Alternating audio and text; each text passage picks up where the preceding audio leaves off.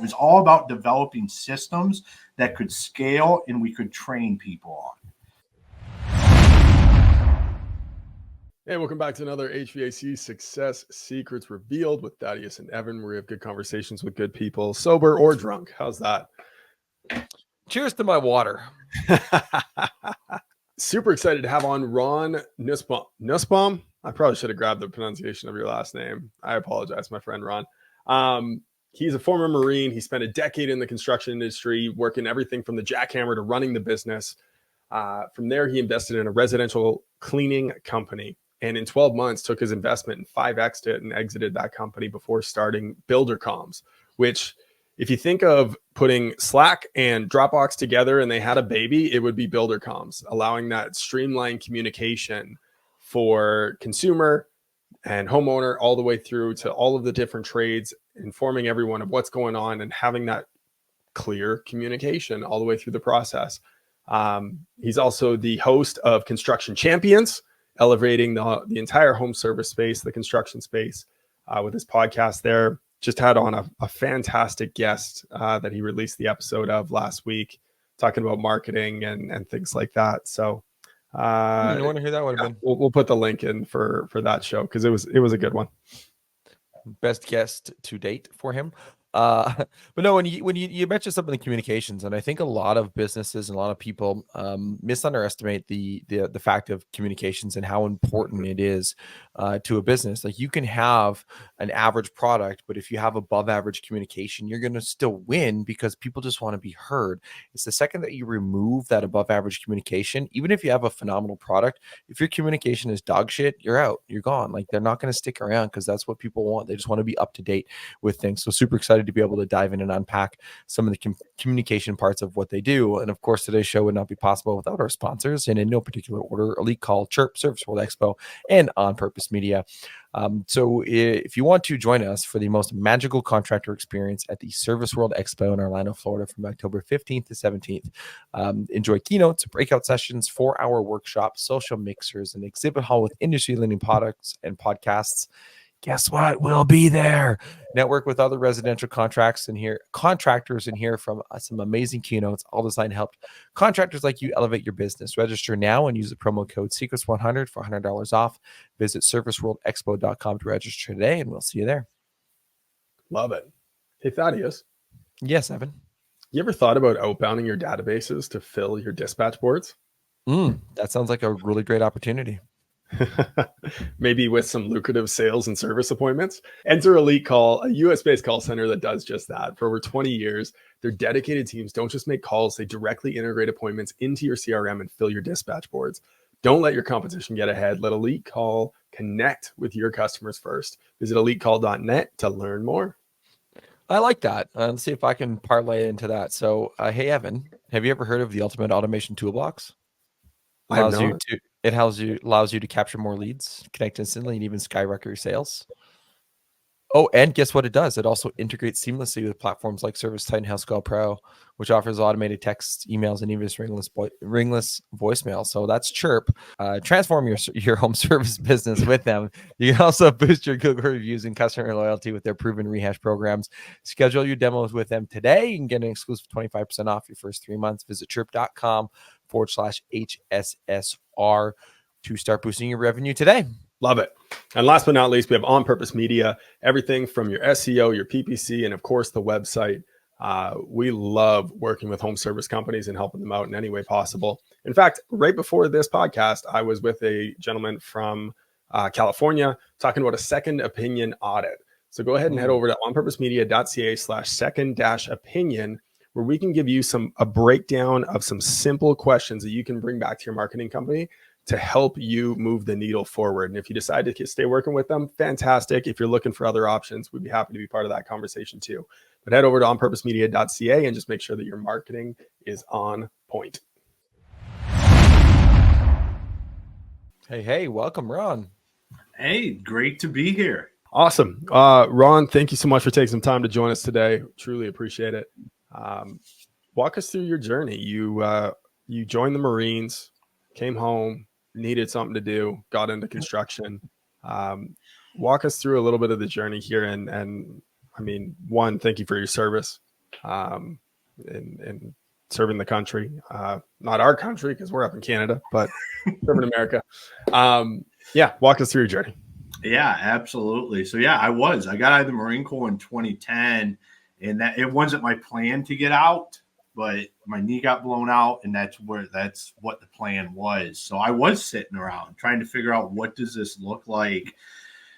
In 2010, Craigslist is where you went looking for a job, or at least old Marines that didn't have anything better to do went on Craigslist to look for employment. And I found this foreman in training ad, and I kept staring at it for like 2 weeks. I had never done construction work. I worked in auto body before the Marine Corps. And one day I was looking in the mirror and I was just like, damn it, Ron, like if you want to go be a foreman, you can. Like, you're a United States Marine. And I applied and I got the job because I was a Marine, actually. Everybody else that was being hired was fresh out of construction management school. And here I am. I'm a grunt out of the Marine Corps with barely a high school diploma and one tour to Iraq. Like, throw me on the job site. And the guy loved that I was a Marine. And he said some of the best people he ever knew were Marines. And I hit the job site running with a lot to prove because I didn't know anything.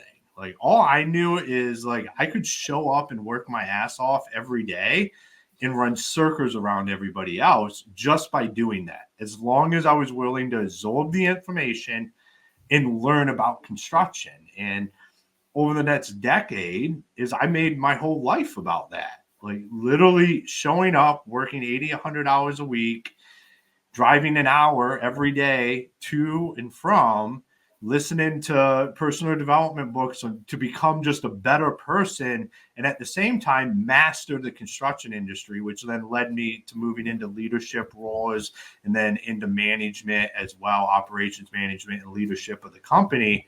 And it all came from the fact that, like, I knew I could learn everything and outwork everybody. And that's what led us to here where we are now. Same thing with the cleaning company. Like, it was a great opportunity. And I just pulled the trigger and was like, hey, we can do amazing things here just by putting systems in place. Like, I'm sure a lot of the listeners out there, like, your phone might be ringing off the hook, but everything's chaos. Like, we walked in to have the first meeting with the lady that owned this cleaning company, and it was complete chaos, but her phone never stopped ringing.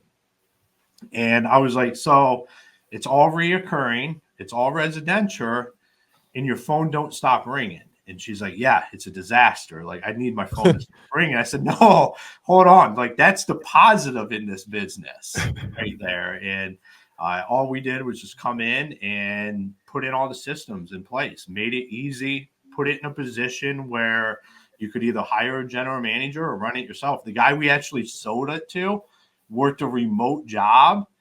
And instead of working from his house, he just worked from the office that the cleaning company was in and ran the cleaning company and did his remote job. And he's like, it's a match made in heaven for him. But it's all about just building those systems, processes, getting that stuff in place. And that's where Builder Comms was born out of that. Is I got tired of getting my ass chewed standing in driveways by customers and not knowing everything that was going on.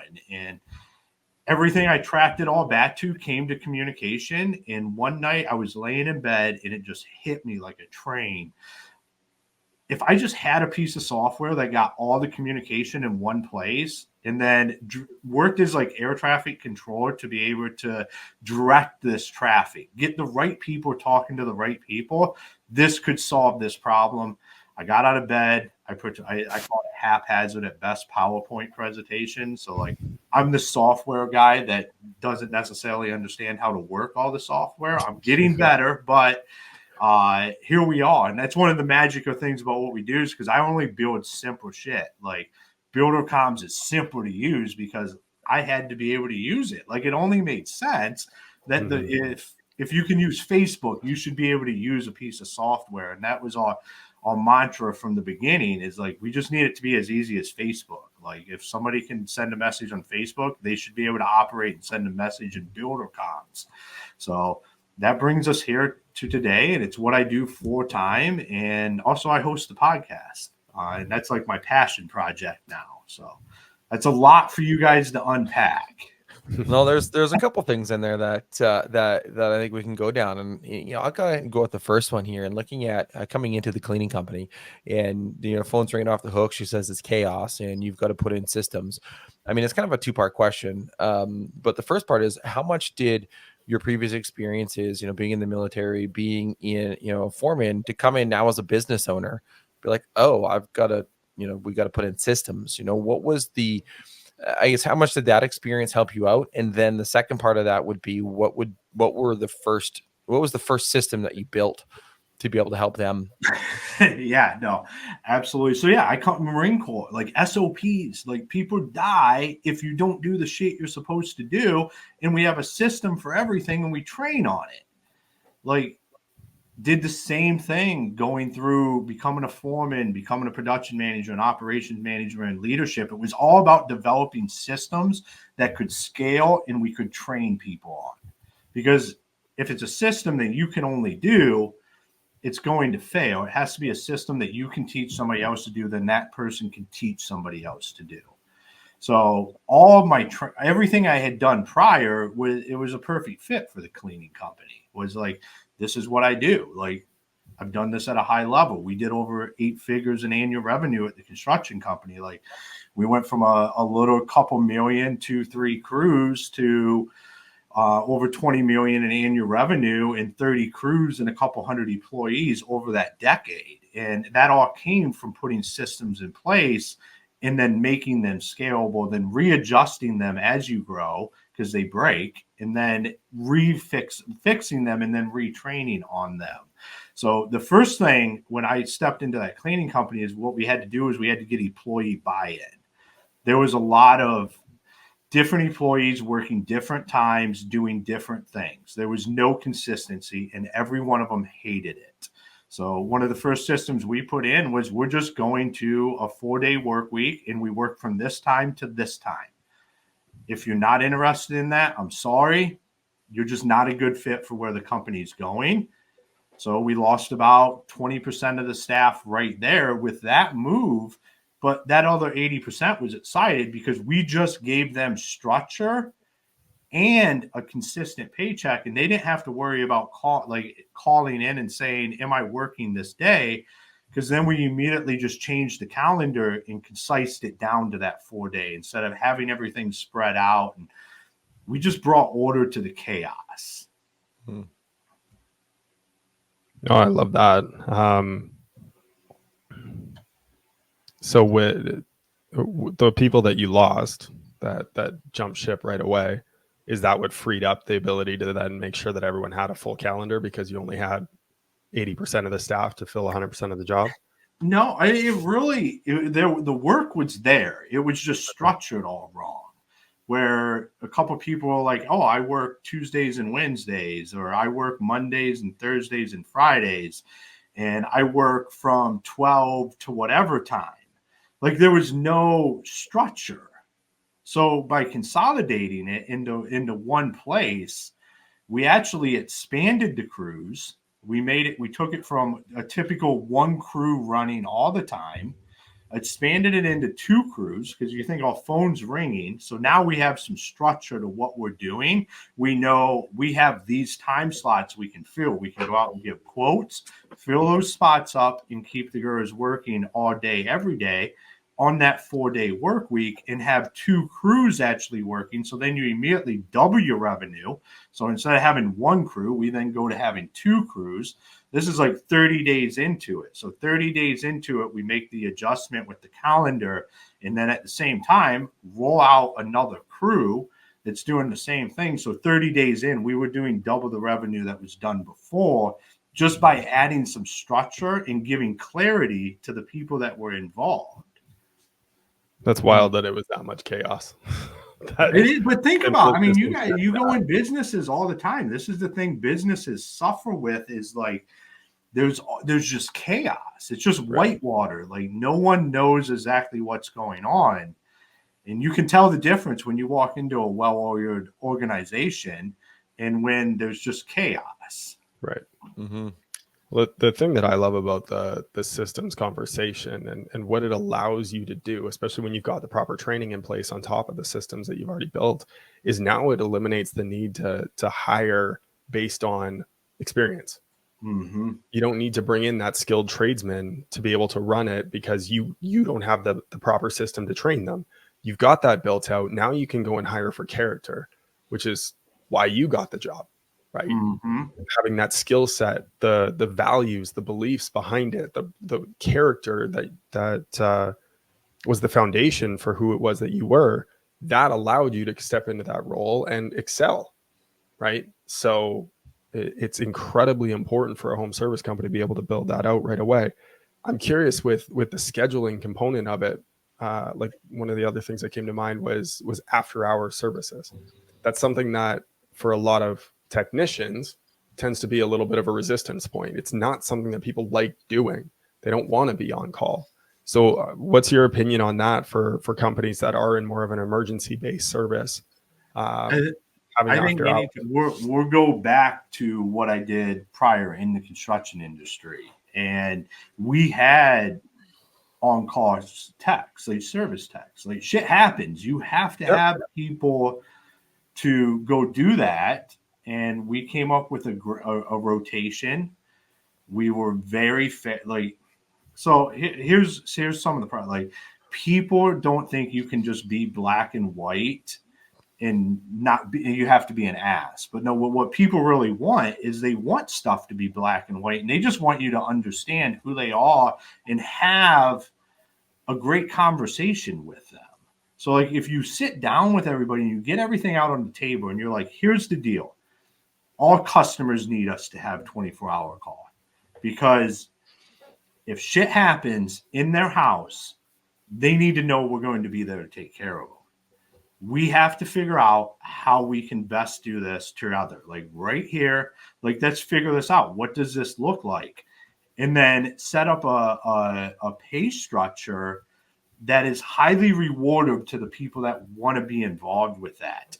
Because the customers you take care of on the 24-hour cars are going to be forever your customer. Like you show up and you dig somebody out of a shit show at their house at 2 a.m., that customer would never call anybody else. They will only talk about that time when you guys showed up at 2 o'clock in the middle of the night. Like the marketing you get out of that, the word of mouth, the loyalty is worth paying a premium to a guy to go out there and take care of it. But you have to have some flexibility. It can't always be the same person. So you got to be willing to have some give and take, and then let those guys control that calendar. Because that's what we would do, is we would be like, here's the calendar.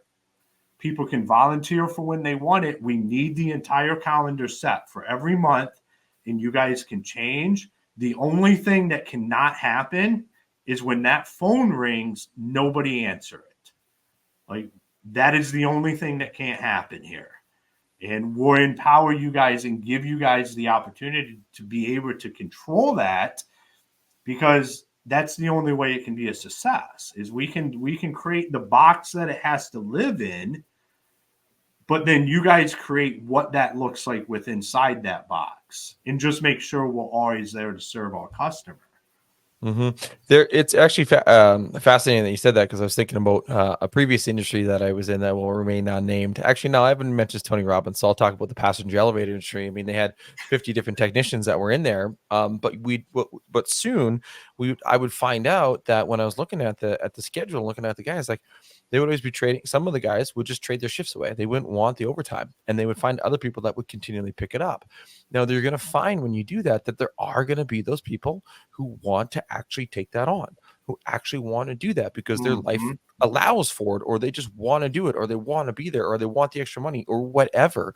And so when you give them that power and that freedom to be able to understand those things, that's where that magic can happen for an after hours and on-call basis. You find that hero. Yes. Well, I used to call him like the person that wants to be that hero, that wants to come in there and save that situation. You have the same thing with like foremen and project superintendents that they want to be that hero on the project. And if you can pair them with the right project, you hit a grand slam, because some projects, dude, they just need a hero. That customer needs somebody that's going to be a hero for them. And that's what you need in an on-call, is somebody that just gets their high from going and just this service, this level of service in a stressful situation where they step in and they just fix it. And the homeowner is so happy about it and over the top. And then that typically leads to great reviews. And then it gets talked about around the company. Like, those people are within your company. You just have to put them in a position where, like you just said, is like they can rise into that, because people don't want to be put into it. Because that same person, if you were like, man, you're fantastic to do the on-call, you should do it, and we'll get you set up for success, they're going to be like, no, like, because they don't want to be volunteered for it. They want to volunteer for it. And not everybody wants to be the hero too, and that's also okay, and understand that. Yeah. I was actually just talking with our leadership team earlier today, and we're planning out our next 90-day rocks. And one of the things that came up is there's some team members that just don't want to be leaders. They don't want to be the hero. They don't want to take that extra weight and the responsibility. They want to show up. They want to do the job. They want to leave, and they want to go home. And that's okay. And that's okay. Traction's the best business book that was ever written. Oh, Entrepreneur's Operating System. We're running on it. You know, we put it in coming up a year, I think, in like November, December, and it's been phenomenal. Oh, it's unbelievable. Are you guys running on iOS too?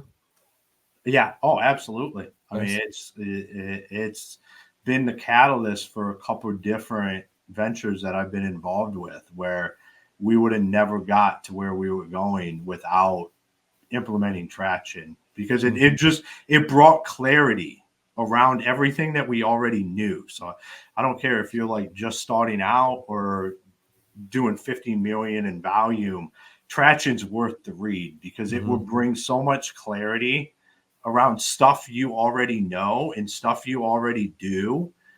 It'll just make it so much more clear on like how much more of a tighter ship can be run. And that accountability piece is massive behind EOS. And actually, let's pivot and talk a little bit about accountability inside of an organization, because while you're on EOS, and this is what I love about our podcast, is that there's no set questions. We just go. And looking at putting in, so if somebody were to, because we put it in after the fact, right? We put it in almost a year ago. We actually tried self-implementing it. It went great for like the first month or two, and then a year and a half later, hey, let's try it again. But we hired an implementer this time, and it was the best investment we've made for EOS. When you look at putting in, if you've come from an organization, you can even use the cleaning company for an example. You went from no accountability to all of a sudden accountability. How can you instill that into an organization where there was none? What are some of the roadblocks or the people hindrances that you got to be mindful of when you do that? So I won't use the cleaning company, because I think that's a toss up easy, because like I was the new ownership. So there was no past, no thoughts of what, like, I came in and I performed and I showed up and like I said we were going to do this and we did it. Like, that made it easier.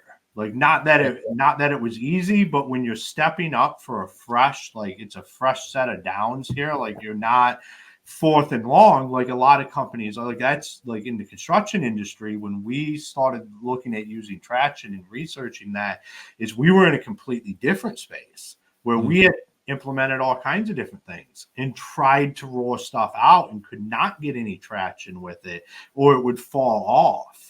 So it was like, how can we figure this out? Like, how, and we knew, like, we're going to do the big launch. We're going to roll this out, and everybody's going to be like, well, we're C 12 months from now. And we were fully committed as a leadership team. We came together and we committed that we were going to do this for 12 months. Like, every week we were literally going to meet and go over the EOS system, the book, where are we at? What are all rocks? What exactly are we doing? And we're like, we're not going to quit. Like, we are going to do it for a year and we'll see where we're at. And we did it for a year. And, a year later, we had a lot more traction with it, but we still hadn't won everybody over because you still have the naysayers. Like, you build up this reputation over time as a business owner and a leadership team, and people just don't believe it. Like, it just seems like, oh, yeah, that sounds all great if we get there. But you have to be willing to commit. So then we committed to another 12 months and continued, and things started getting a lot better. You see profits start to go up. So then you can take that money and reinvest it into the employees and do the stuff that you've always said you were going to do. So see, employees can be jaded because we've said we're going to do so much and then we don't do it. And then when we implement something like an EOS system, if you're looking at it from the outside, is all they're seeing is, oh, here we go. They got your other. Here's another thing we're rolling out that's supposed to make all life a lot better. But at the end of the day, it typically makes our jobs suck more. So you have to be committed to every outcome that you're going to create from that. And then when you do that, now people get the buy-in, because at the end of the day, when you have that the ability to, A players want structure, they want accountability, they want to be measured, they want to perform against those measurements. And when you have an organization full of B or even C players, they don't give a shit. They don't want that. They want to hide in a corner because that's what a B player and a C player does. But A players, they already know they're going to get their shit done, and they're just going to hit it. Yeah, see, that's the thing, is that it's such a misconception that people don't want accountability. Like, I want accountability myself. I hold myself accountable. Most people that are high performers do that. So it's such a misconception that in business that your high performers don't want that. They do. They want to know what the target is and what they're going to be held accountable to, because most of them want to go over that. Like, they're like, all right, you just set the baseline. Let's see what I can really do. Because now they know, like, this is what they expect me to do. And like I said earlier, like, it's okay to just be black and white about stuff. We have to understand the people we're talking to. Like, that's our responsibility as leaders to be that. Like, that was one of my biggest aha moments through my entire deal. Is I am a high D personality, and a lot of people will tell you, you got to stay away from that. You can't lean into it. And that was some of the biggest mistakes I ever made, because people didn't relate to that. They didn't feel the realness of who Ron really was. They knew who Ron was. A lot of these guys spent time out in the field with me. They knew who I was. And for me to sit down and be somebody else and try to have these conversations because that is what was expected of me was wrong. As soon as I realized it's what people want, is they just want Ron to be Ron, but they want me to understand who they are and how do they talk to me. So understanding their personalities, understanding how we can feed into that and have a better conversation, but still be black and white, be Ron. Let them know, like, hey, here's what we expect. Here's the game plan. This is what the trajectory looks like. And if you're not hitting that, you're not hitting that. Like, they want to hear that, but it's all responsibility to deliver it in a way that they can accept it. And I think that's where that starts to get mucky, and people start to think it's, oh, you can't be intense, or you can't be this. And because people don't know how to handle that. Well, as a leader, it's up for us. It's for us to understand them enough so they can understand it. Because if we change, they immediately understand, like, they're like, this dude's not real. This dude's full of shit. But if we stay ourselves and pivot it's not even our delivery. It's just pivoting how they receive information in a way they can. Because I understood, the first time I ever did my DISC assessment, I was like, everybody should read this. Like, the Worded would be a better place if everybody read this and understand who Ron Nussbaum was. And that was wrong. What I needed to do was read everybody's DISC assessment around me and understand them, because I'm different than 99% of the people in the Worded. And we all are, no matter what your personality is, you're different than everybody. And it's up to us to learn how to communicate with them in a way that they understand it, but still be true to who we are. No, Do you I feel like like that. that's a natural tendency to step out of that authenticity when you're first becoming a leader? Because I think that's something that's really common. I think it's something that we're coached into a lot. Right. When you start to become a leader and you start to move into that, it's always like, well, you should do this different or you should do that different. This is how we do it. It's never like, this is how we have to do it. I need you to find the most authentic way for you to do this. Right. Like we don't develop leaders in that way where we're letting people be who they are and directing the outcomes that need to be created. Because that's all we do. Like that's all the end goal is to create an outcome. And you have to get that person in a position where they can do that. And if they're going to lead people, if you're putting people in charge of other people, you have to let them be them. They're not going to be you. And I think that's probably where a lot of it comes in, is that guys try to reproduce themselves into the other leaders when they don't even probably understand themselves by good enough anyhow. Mm-hmm. On the flip side of that, though, as somebody who is a new leader and you look up to somebody else and you try to imitate that person, what are some of the, I guess, walk us through that, because there's some good things and there's some bad things by doing that. Yeah, I think leadership, I love this subject, and I don't talk about it enough these days. Like I'm out of this realm of leadership, but in fact, I think leadership is like a living organ. Like you're either consistently getting better at leadership or you're getting worse. Like it's just like going to the gym. Like you're either working on it or you're not. And if you're looking around the people around you and say you're becoming a new leader, what blows my mind is we have the tendency to go learn from the people that 30 days prior we didn't have a whole lot good to say about.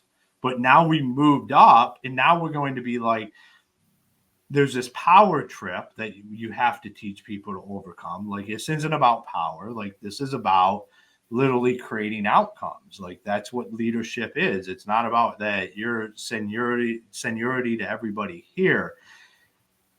So going and copying other people free willy-nilly is a problem. What we have to do is we have to look at what characteristic, for one, who are they as a person? How close are we aligned? Because all three of us, not even two different people, all three of us could get up, have a one-on-one meeting with an employee to deliver the same message, and it would come across completely different out of all of us. Mm-hmm. How much of alignment do I have with that person from a perspective of personality? Because if you're two completely different personalities, see, that's one of the traps I fell into is I'm taking leadership advice from somebody that's a different personality than me, that of course they're going to do it completely opposite. Like wrong narrative there. Like, so when I say continued education is there is so many great leadership books out there. We have to continue to educate ourselves and then evaluate the situation that we're in and who's around us and take the stuff that will work best for us in all personalities to achieve the goals that we're trying to achieve. Because that's what gets lost in leadership. Like you become a manager, you become a foreman, like you lose sight that still your job is to create an outcome. It's to achieve something. But now you get the opportunity to have people help you do that instead of you just trying to do it by yourself for whatever your job was prior. You now have people that get to help you create that outcome. And that's where we should be moving towards. We shouldn't be moving where I feel like the team should move. We should be moving towards our objective all the time. I No, like it's the constant leadership stuff. as an organ part. And then I'll pass it to you, Evan. I don't have a question on just the leadership as an organ, because you adapt your leadership style to the changing tides of your organization or whatever season you're in. I did a Facebook post earlier today of like business has seasons. It could be stormy, it could be sunny. It's how you navigate the stormy seasons, unless you enjoy the sunshine. And like in different times, you're going to require different leadership style, and you need to learn, grow, and adapt. So I really like that part. So Evan, what were you going to ask? Or say? Well, and it's leadership is one of those things that gets pushed to the back burner when it comes to the trades. You know, a lot of contractors, they come into it as an owner, not having run a team before, or they were a service manager, but they didn't even have great leaders in their organization, because again, it's the trades. It's not talked about a lot, right? There's so many different hats that you're wearing as an owner of a construction company, an HVAC company, plumbing company. I don't care what it is. There's so many different hats that you have to wear. You're trying to worry about getting the phone to ring, and then you need to make sure your texts are selling, and you need to make sure you're running the calls right, and you're asking for reviews after, and did they wear their booties? Did they not wear their booties? And there's all these different things. And then, oh, by the way, don't forget your P&L statements. Don't forget to pay your taxes, right? And leadership just gets pushed down so far, and yet it's one of those skills. It's a mother skill of actual growth. You're never going to evolve into the type of business that you want to run if you don't become more yourself. And you need to continue to study it, and you need to adapt to it and grow with it. Like you said, it's a living organ. So fantastic points there. I know we want to get into our random question generator. It's one of our favorite parts of the show, where it has nothing to do with anything we've been talking about whatsoever. You do not get to know what the questions are leading into it. So you get to choose whether you would like question 1, 2, or 3. We'll just go with 1. 1.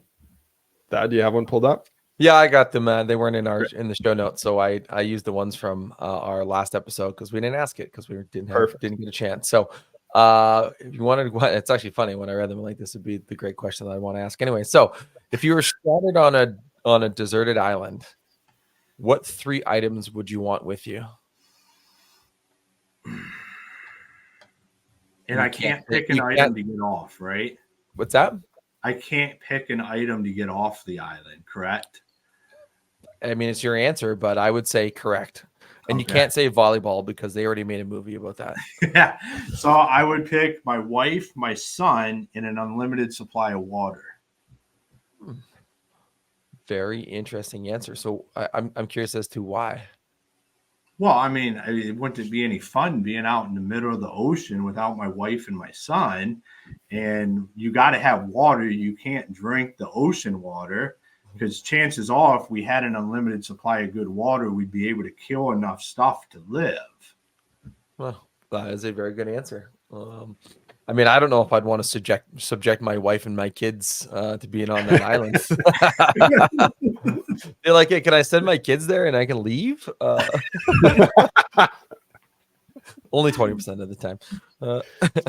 I like that. So one of the things that you mentioned in terms of builder comms and building that, and I want to kind of unpack some of that part of things. And you mentioned that you don't understand or didn't, you're trying your best to understand software yourself. And this is why you wanted to build builder comms to a way that is so simplistic that anybody can use it. You reference Facebook. Well, Facebook generally isn't built for the younger generation. It's built for the older generation. Like maybe in the beginning times it was, but now when they the way that they do things is built for people that are new to the platform, new to technology, new to be able to do those things. When going through the technological build of builder comms, in looking obviously at some of the other softwares that are out there, what is one thing that you think a software company does incorrectly? You can't use the simplicity part when building. When building a software. Yeah, they don't say no. Like, I literally got good at telling my developer no, because they just want to build. They get, we should do this, we should do that if we do this. And it's just like, no, just say no. Like, stick to what it is you want to build and just make it simple. Because nothing against software development companies or developers or all of that, because they're trying to make something great, but the way they go about it is by overcomplicating and making it too big.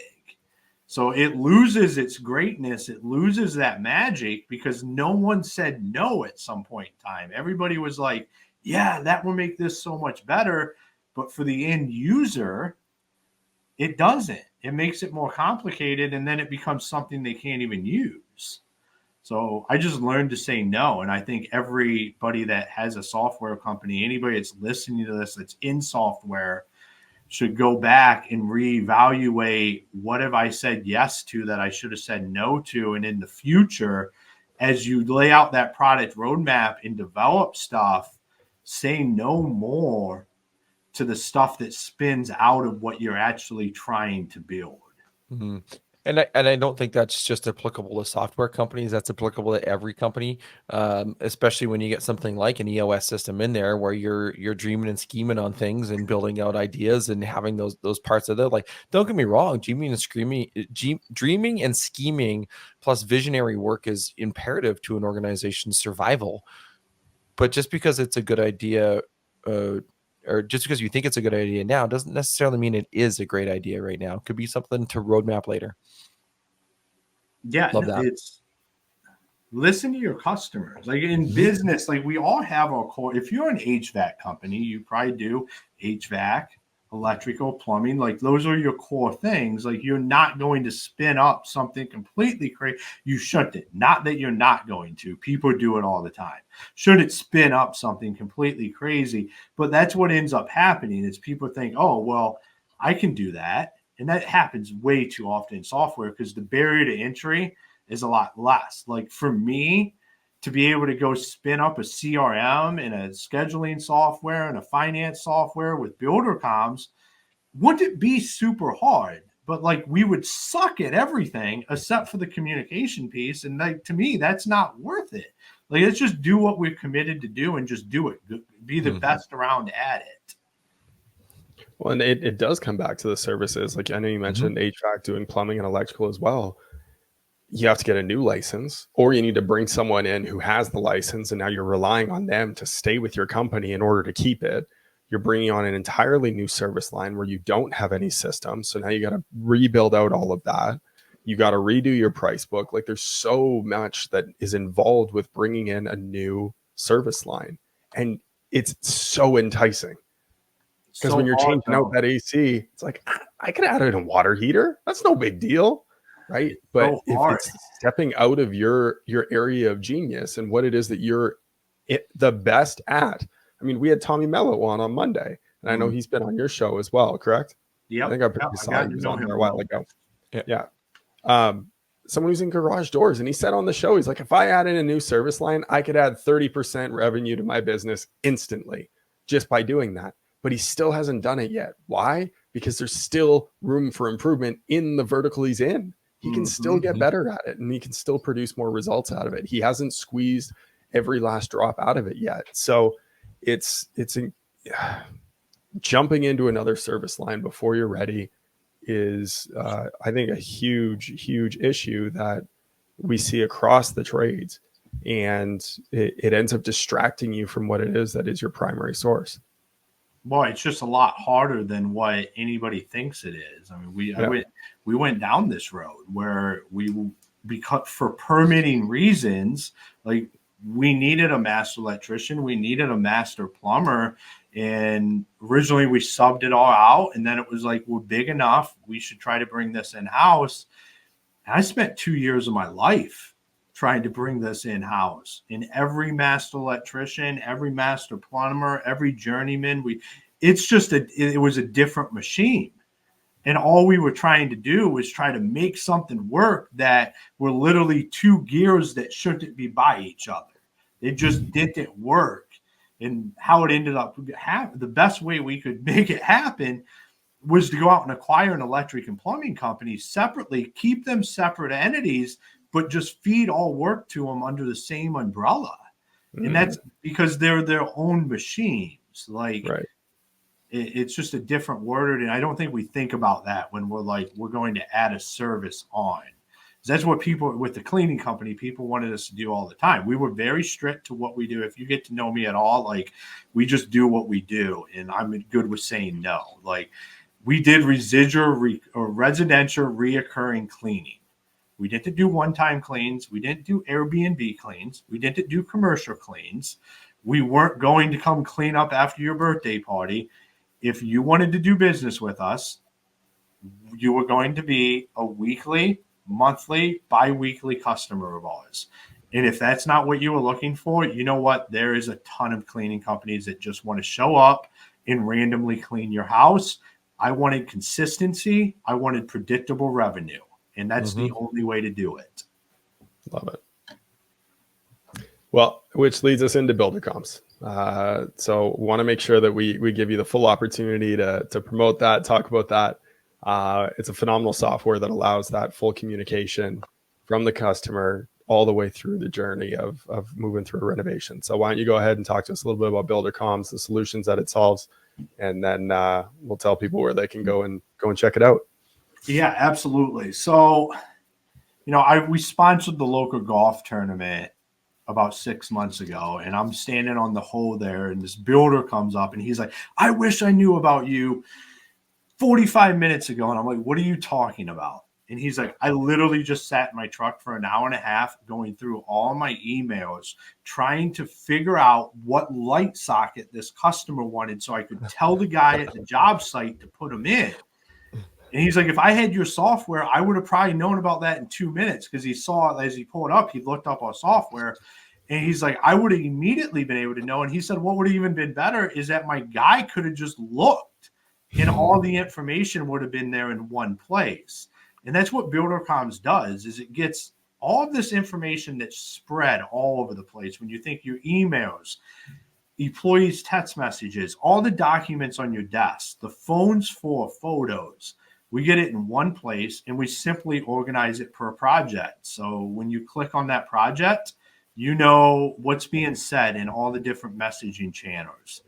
You can see what updates are there from the pictures of who's been there and done what has been proposed, what has been signed off on, simply in one place. And where the magic really happens, and why I built this software, is I touched on it at the beginning, is that air traffic control. It's that channels of communication. And what that does is when that customer has a scheduling question and they reach out, they're actually talking to the person that's in charge of that schedule. They're not talking to the sales rep. They're not talking to the receptionist. They're talking to the person that can answer their questions. And in construction, the problem is that the customer is never talking to the right person. And our industry standard is, hey, sorry, I'm not the guy. Well, I got tired of not being the guy, and I built the solution so that customer never has to hear that ever again. And if they have a sales question, they're talking to the salesperson. And then we create a database of all this communication throughout your company. And for anybody that knows what's going on with AI and everything out there, like what we're going to do in 2025 with that information that people are collecting now and that data that we're going to have for these companies, it's absolutely going to blow people's minds. It's going to blow up what communication forever looks like. And that's what we're out to do. Is I'm out. My commitment is to fix communication once and for all in this home service and construction industry. It's too long been the elephant in the room, and we're going to do away with that. I love it. Simplifying communication so that you can provide an exceptional customer experience. Did he buy the product right then and there on the golf course? Yeah, signed up. He signed up right before he even said better. That to me. Even like, better. He's like, I got on your site, and it was like, I literally was, I tell everybody, I said, you should spend the rest of I was on like hole 2. I was like, you got 16 more holes to tell everybody what you just told me, because that is the pain. Like, that's the pain point. Yep. Oh, it's a pain point for a lot of businesses. It's the inorganization of data, and especially when you're dealing with customer focused, customer forward things, and change orders this, change orders that, build this, add this, change this, tweak this, whatever. I mean, I went through a kitchen reno. I know what it's like. So they probably were tired. They're probably glad that my job was done. But so if you want to find a little bit more about Builder Comms, you can hit them up, buildercomms.com. It is COMS, not 2 M's, just 1 M, buildercomms.com. We'll, of course, put these in the show notes for after. Facebook.com/Ron ronwesley.nussbaum. And then if you want to check out the episode that he did with Evan, hit it up. YouTube.be. YouTube's so weird like that. Like, why don't you just go youtube.com? Fuck YouTube. Go look up Construction Champions on YouTube. There you go. There you go. So perfect. Well, thank you for taking the time, Ron, to come on the show with us here today and have a great, phenomenal conversation. I'm glad we ended up hitting a hot button in terms of talking about leadership. I know it's always something that I think just gets missed a lot in a lot of everyday conversations. So thank you for talking about that. But before we do wrap up, we have one final question here for you, Ron. All right. And that is, what is one question that you wish people would ask you more, but don't? I would say, why did I join the Marine Corps? So why did you join the Marine Corps? So it was a calling. I had a tattoo on my neck. I spent 13 months getting that tattoo removed to go to the Marine Corps. Like, it literally, I was 22 and I needed to know if I could check that box. I didn't want to spend the rest of my life. And I went to the recruiter, and the recruiter said I'll never be a Marine because of the tattoo. And 13 months later, I stood at Paris Island on the yellow footprints, and I blew their minds that I was willing to do that to go. And wow. It was what I was meant to do. We wouldn't be having this conversation today if I didn't make that decision. Right. Well, and every decision that we make in the moment, we don't know what the outcome is going to eventually be. Right. All we do is the choice in the moment, own that choice in the moment. And so you own that choice, and thank you for that. That's really cool. Yeah, super cool story. And to get a tattoo removed, I mean, around the neck. I mean, I have one lone tattoo on the inside of my foot, and it hurt like a bitch. And it was one of the bamboo tattoos. So I can only imagine the process of getting it on the neck and then getting it removed, because I can't imagine that felt good either. I got quite a few tattoos. Getting one removed is the most painful thing I've ever done in my entire life. Yeah, I can imagine. So, Show your neck. That skin is not thick. Right? Yeah, no, it wasn't positive. Yeah. So, well, thank you for doing that, and thank you for taking the time out of your day to sit and chat with us. Thank you guys for having me. I enjoyed the conversation. Hey, you're very welcome. And until next time. Cheers. Well, that's a wrap on another episode of HVAC Success Secrets Revealed. Before you go, two quick things. First off, join our Facebook group, facebook.com/groups/HVAC Revealed. The other thing, if you took one tiny bit of information out of this show, no matter how big, no matter how small, all we ask is for you to introduce this to one person in your contacts list. That's it. That's all. One person. So they too can unleash the ultimate HVAC business. Until next time, cheers.